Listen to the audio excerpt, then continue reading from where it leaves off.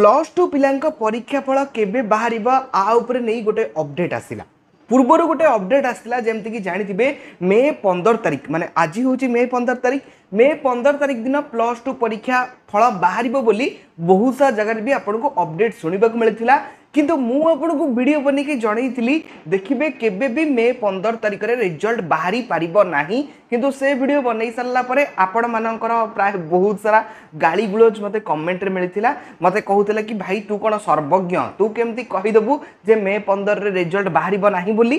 देखंतु आज हूँ मे 15 तारिख किंतु प्लस टू रिजल्ट ए पर्यंत बाहरी पारिला नाही। तो एबे कौन अपडेट आसीची केबे बाहरिबो प्लस टू पिलांक परीक्षा फल एबे जो नुआ अपडेट आसी से अपडेट विषय में आपको जनइबाकू जाऊँगी जानापी वीडियोटी शेष पर्यंत देखो। जय जगन्नाथ मु देवाशीष स्वागत करुच्ची आमर एक नुआ वीडियो को। वीडियोटी पसंद लगिले वीडियो को निहाती लाइक करेंगे चैनल को नुआ आसते एवं चैनल को सब्सक्राइब करी पाखर बेल आइकन टिपी ऑल सिलेक्ट करने को जमार भी भूलिबे नहीं।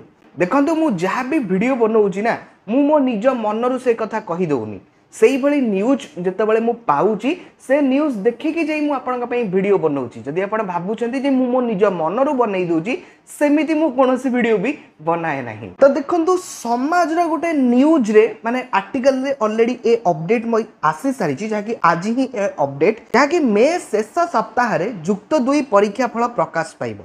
गोटे समय कला विज्ञान वाणिज्य और धंदामूलक विभाग फल बाहरिबो। केउ दिन बाहरिब से नहीं धार्य न होइथिले मध्य छात्र छात्री स्वार्थ दृष्टि जून पूर्व फल प्रकाश करने को उच्च माध्यमिक शिक्षा परिषद पक्षर पदक्षेप निया जायछि। पूर्व मे 15 सुधा फल प्रकाश करने को परिषद योजना करथिले मध्य सफल होई पारि नाही। दुईटी पर्यायर रे अनुष्ठित उत्तर खाता मूल्यांकन रे विलंब सागकू साधारण निर्वाचन जोगु परीक्षा फल प्रस्तुति प्रभाव होइथिबा परिषदर जड़े अधिकारी कहिछन्ति।